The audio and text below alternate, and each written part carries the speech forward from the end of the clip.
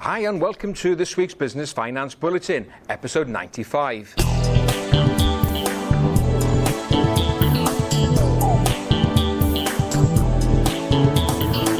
Hi and welcome again to this week's Business Finance Bulletin with me, Rob Warlow from Business Loan Services. So what's in this week's episode? Well, I've got news from Market Invoice on a new product that they're launching. Also got news on surveys from Santander and Bibby's, and also look at the crowdfunding world, what's going on there.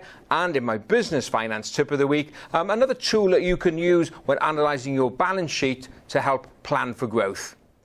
Let's start this week's bulletin by looking at a new service launched by Market Invoice, the online invoice discounter. Now, many businesses are in the lucky position of having a regular flow of money coming in via retainers or fixed-term contracts. But the irritating thing is, of course, you can't access that cash immediately. You have to wait month on month. And that's a problem when you've got a growing business.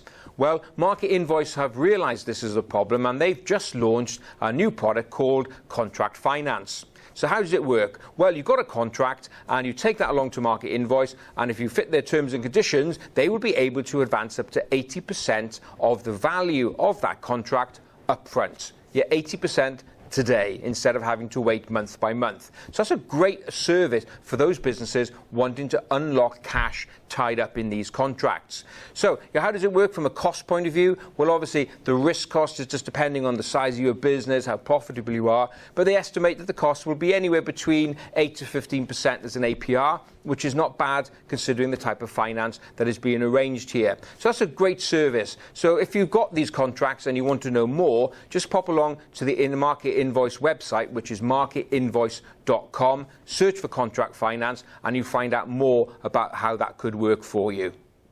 Let's turn now to business confidence. If I go back over the last 12 months of business bulletins, one theme that has been fairly constant is about rising confidence amongst business owners. But the survey caught my eye this week, carried out by Bibby Financial Services, and they found that confidence levels may be not as high as they previously were. Now, this is part of their quarterly SME confidence index tracker. And the latest survey just out showed that 46% of businesses say that they are looking to plan to grow over the next year. Now, you may think, well, 46%, that's not bad, is it? The thing is, the previous quarter, it was 64% of businesses were planning to grow. So a fall from 64% confident down to 46%. Also, only 46% of businesses are looking to invest in plant and equipment and capital expenditure. Again, compared to 60% in the same period last year. So confidence levels are falling. Also, 57% of businesses say they are not planning to hire people. So the edge is starting to take off, the economic growth generally. And this is the main reason why people are saying they're feeling less confident. 21% of them said the main reason they're planning not to grow is because they're uncertain about the economy generally. So, my message here is, well, although confidence levels are being chipped away a bit, if you're watching this video, the opportunities are still out there. There's plenty of opportunity for growth, so make sure that you mix with the right-minded people who will help build your business up and keep your eyes and ears open for those opportunities. And if you do see confidence levels dipping away, just make sure you actually get out there and positively grow your business, because I can tell you the opportunities are there. Let's look now at different sources of finance that business owners are using. Now, obviously, at Business Loan Services, this is what we're doing every day, raising money for businesses. But it's interesting always to find out what sources of finance business owners are tapping into. A survey that came out this week from Santander Corporate and Commercial Banking, where they went out and asked 683 businesses, hey guys, where are you getting your money from? And some interesting findings. The first one was that 13% of those surveyed said that they are now using personal credit cards and personal loans to fund growth. Now, I've often covered in this bulletin that business owners, like you, do use personal sources of finance. The main reason being it's quick and it's easy, particularly if you've got access to credit card limits. So whilst it is quick and easy, you've got to bear in mind it does come with its problems. You've got to make sure that you're paying that money back in a timely fashion so it doesn't get locked up and you end up locked into high interest rates.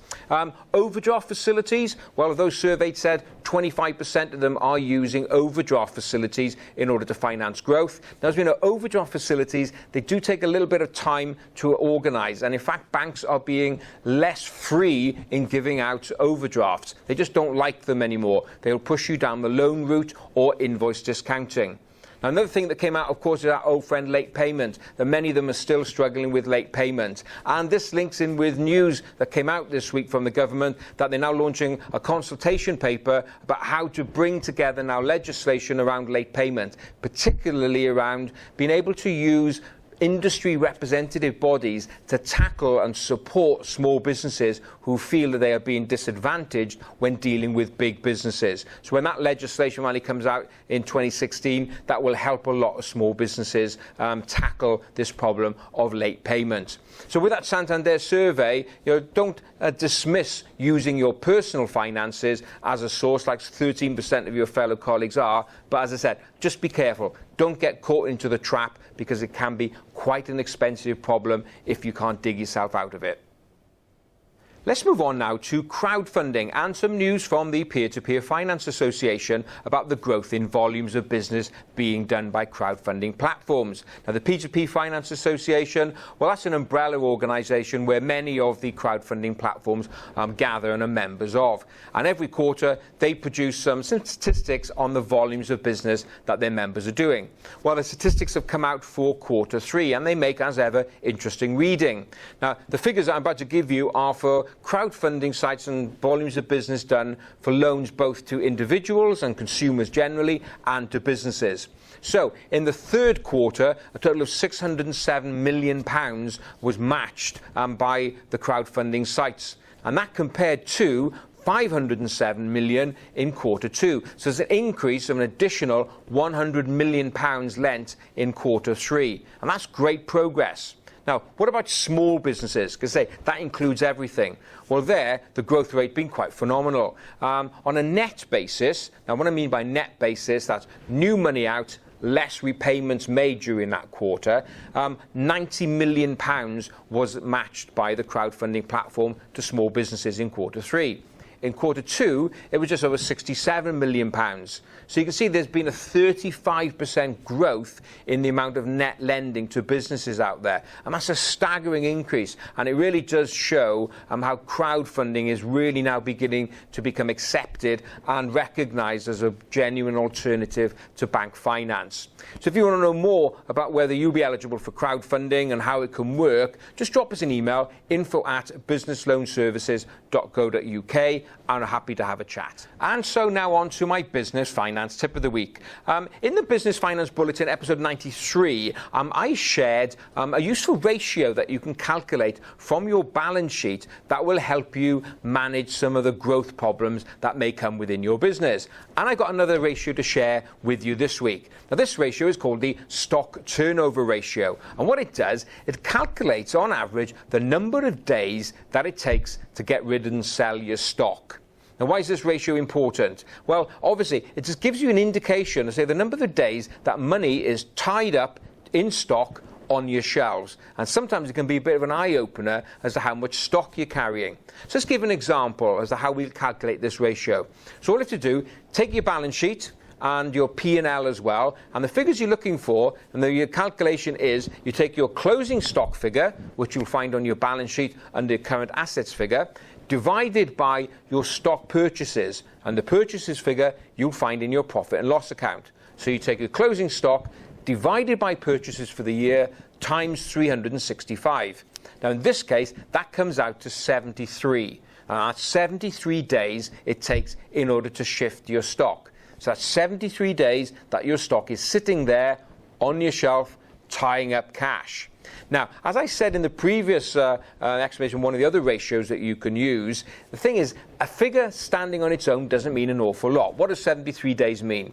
What you really need to do in order to bring this alive is to go back a couple of years and trend it out. So do exactly the same calculation with your previous year's account and the ones to that, just to see where this is going. So let's have a look. Let's assume that your year one calculation is 73 days. Then the year two calculation is 83 days. Then last year's accounts, the recent ones, say it goes to 93 days. What's this mean? Well, it means that you're holding on to your stock longer. It took you 73 days in year one to get rid of your stock. Now it's taken 93 days. And all of that has an implication on cash. So that's a little red flag. So what could it mean? Well, it could mean that you've got dead stock sitting on the shelves. And if that is the case, have a fireside sale. Get rid of it, release the cash. Because at this stage, cash is more important to you than having it sitting on the shelf. It could also mean, though, that over this period you've been stockpiling because you just want to be ready for when a big order comes. But I'm sure you'll agree, many times it just doesn't work out that way. You have to be a bit more careful then as to how much money you're keeping tied in stock on the shelves. So dust off your balance sheet, get up the last 3 years and do that calculation. Closing stock divided by purchases times 365. And let's see what those figures show you.